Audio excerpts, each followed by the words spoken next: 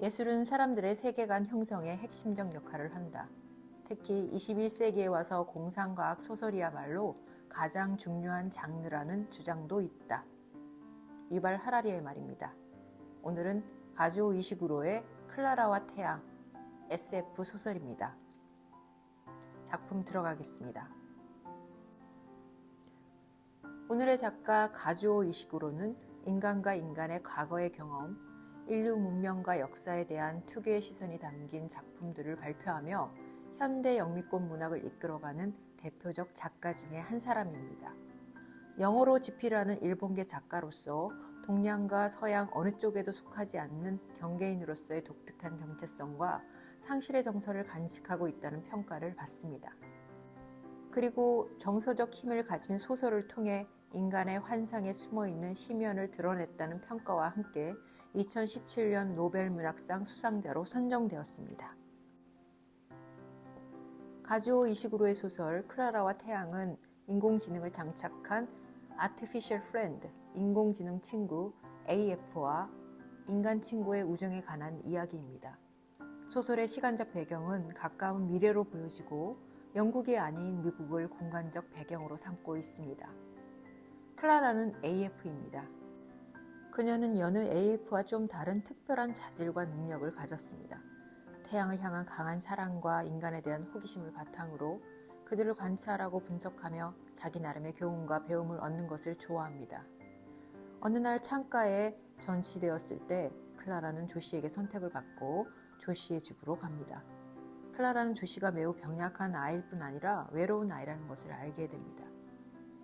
어머니 크리시는 사회적 경제적 계급이 높은 여성으로 미래의 조시가 자신과 같은 높은 계층을 유지하길 바랬기에 향상된 인간이 되도록 과거의 유전자 조작 수술을 시킨 바 있습니다.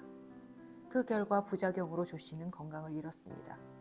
클라라는 아픈 조시에게 도움이 되고 진정한 친구가 되기 위해 노력합니다. 로봇 친구와 인간 친구의 우정이라는 아름다운 동화 같은 이야기입니다.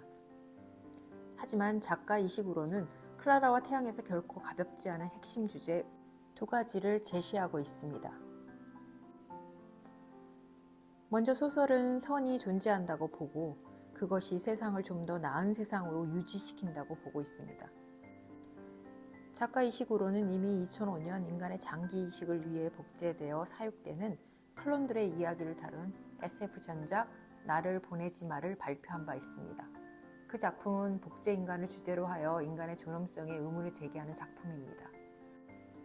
생명 연장이라는 인간의 추악한 욕심을 위해 인공지능 기술과 생명공학 기술을 사용하는 디스토피아적 세계를 그린 작품입니다. 하지만 클라라와 태양은 보편적 선한 마음과 그것에 대한 강한 신념이 존재한다면 인간의 욕심에 의해 개발되었다 할지라도 인공지능 친구가 인간의 삶을 파괴할 가능성은 낮다고 봅니다. 어쩌면 그것이 본래의 기능대로 인간의 친구가 될 수 있다고 이야기합니다. 그리고 소설은 우리 안에 있는 또는 세상에 존재하는 아름다운 마음에 대해 더 많은 희망적 믿음을 가지라 속삭입니다. 선에 대한 더 많은 희망과 믿음이 있는 책을 쓰고 싶었습니다. 결국 클라라와 태양은 희망 그리고 세상에는 선함이 존재한다는 믿음에 관한 책이라고 생각합니다. 가즈오 이시구로가 경향신문과 2021년 4월 서면 인터뷰에서 이 같은 말을 했습니다. 그래서 AF 클라라가 병약하고 외로운 조시를 살리기 위해 태양에게 특별한 도움을 청하는 대목은 이 작품의 가장 중요한 사건입니다. 태양은 소설의 핵심적 메시지인 선을 구현하는 데 중요한 장치입니다. 태양은 소설에서 두 가지의 상징적 역할을 하고 있습니다. 먼저 태양은 지구 생명체와 AF의 영양 공급처이자 생명 에너지입니다. AF는 태양 에너지로 영양분을 공급받기 때문에 그들의 생명 에너지인 태양열을 일정 시간 충분히 흡수하는 것이 매우 중요합니다. 그들이 태양 에너지를 제대로 공급받지 못하면 인지적, 행동적 장애가 올 수도 있습니다. 인간도 이와 다르지 않습니다. 충분한 태양빛은 인간의 감정과 정서를 조율하며 정신 건강에도 영향을 미칩니다. 다시 말해 태양은 생명이 있는 것들의 육체적, 정신적 건강에 매우 중요한 역할을 합니다.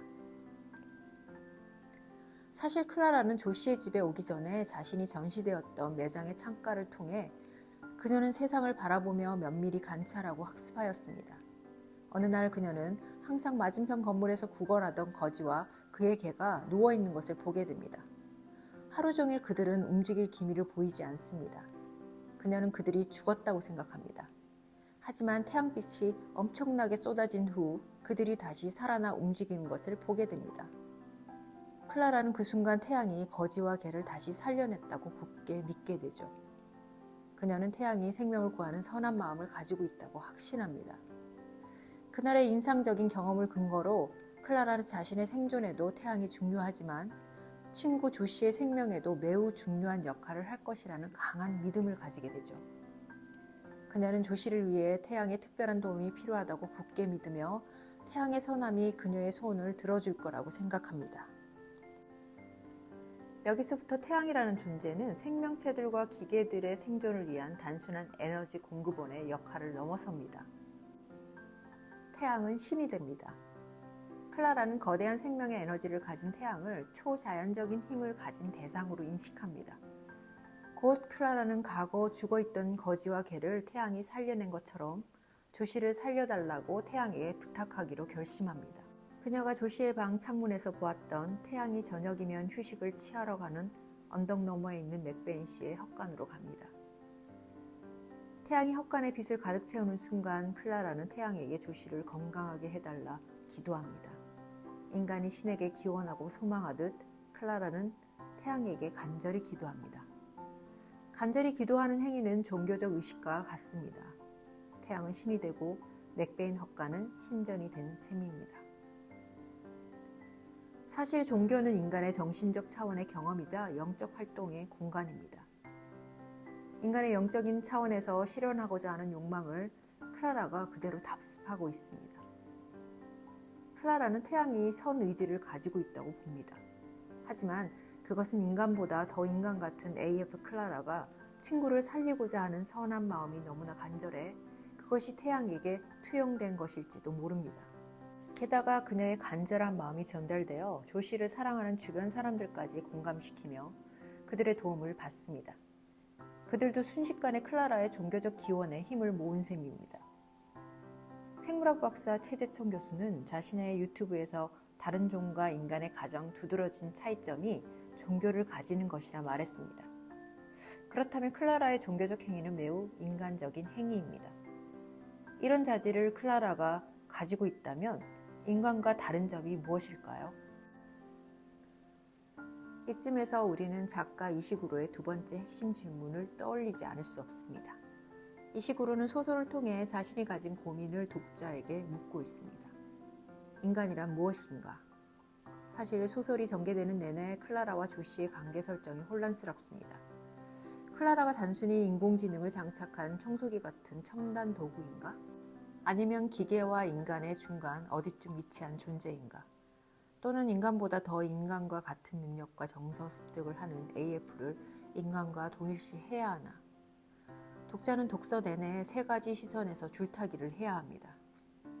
독자는 AF라는 인공지능이 인간 사회에서 어떤 위치를 점하고 인간과 어떤 관계를 유지해야 하는지 고민해야 할 것입니다. 그래서 무엇이 인간을 인간답게 만드는가를 먼저 탐색해야 합니다.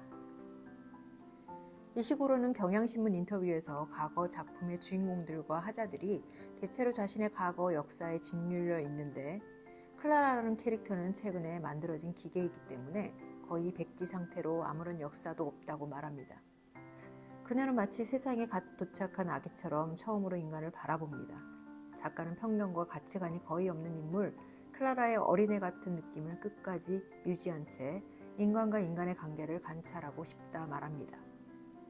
그의 말대로 클라라는 아이처럼 때묻지 않은 시선으로 인간을 관찰합니다. 그녀가 인간을 관찰하는 동안 독자들 또한 3인칭 관찰자 시점인 클라라의 시선을 따라 인간이 무엇인지 탐색하게 됩니다. 인간만이 가지고 있는 고유의 특성이 있을까? 소설 속 조시의 아버지 폴은 인간에게 고유의 특성이 있다는 신념은 있지만 고유의 특성이 무엇인지 알지 못하고 그 신념에 대한 확신도 없습니다. 그리고 조시의 초상화를 그려주고 그녀의 클론을 제작하려는 카팔디는 영혼과 같은 인간의 고유의 것은 존재하지 않는다고 말합니다. 그는 인간의 정서, 감정 그런 것들은 모두 학습될 수 있어 인간을 AI와 같은 기계와 다를 바 없다고 봅니다. 작가 이 식으로도 자신도 인간을 특별하게 하는 고유의 것이 있다는 명확한 확신은 없는 듯합니다. 우리 인간은 우리의 특별함을 다소 가대평가하는 건 아닐까?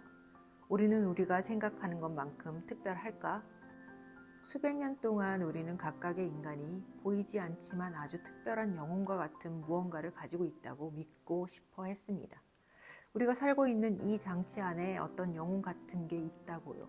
우리가 인간이 무엇인지에 대해 다르게 생각한다면 서로에 대한 사랑과 다른 감정들의 본질은 바뀌게 될까요?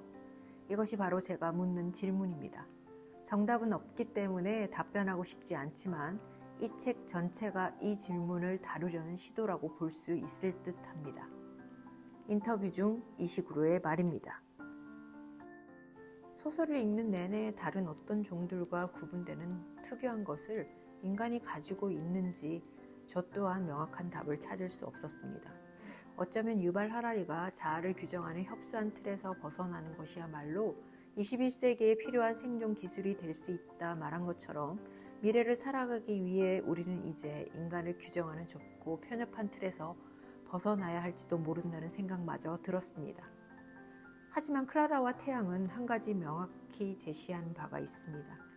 조시와 그녀를 사랑하는 이들과 클라라가 그녀를 살리기 위해 안간힘을 쓰는 모습과 그녀를 잃을 수 있다는 불안, 그 이후 남겨질 이들의 슬픔과 외로움에 대한 공포를 통해 조시가 얼마나 사람들에게 소중하고 특별한 존재인지 보여줍니다. 그것은 조시가 특별한 아이라서가 아닙니다. 그녀가 특별한 이유는 그녀를 사랑하고 아끼는 타인들의 존재 때문입니다. 인간을 인간답게 만드는 것은 타인과의 관계에서 형성되는 것입니다. 내가 가진 기억, 정서, 경험, 감정은 나를 둘러싼 이들과의 상호관계에서 만들어집니다. 인간은 홀로 살 수 없습니다. 인간은 타인과의 얽힌 삶 속에서 자신의 알맹이를 형성합니다. 그런 의미에서 이탈리아의 얼굴 없는 작가 엘레네 페렌테의 말은 깊은 인상을 줍니다. 모든 나에 대한 개념은 대개 타인들로 구성되었고 타인에 의한이라는 개념은 이론적인 것이 아닌 현실이었습니다. 살아있다는 것은 끊임없이 타인의 존재들과 충돌한다는 것을 의미했고 그 결과는 어떤 때에는 좋기도 하고 어떤 때에는 공격적이기도 하다가 다시 좋아지곤 했습니다.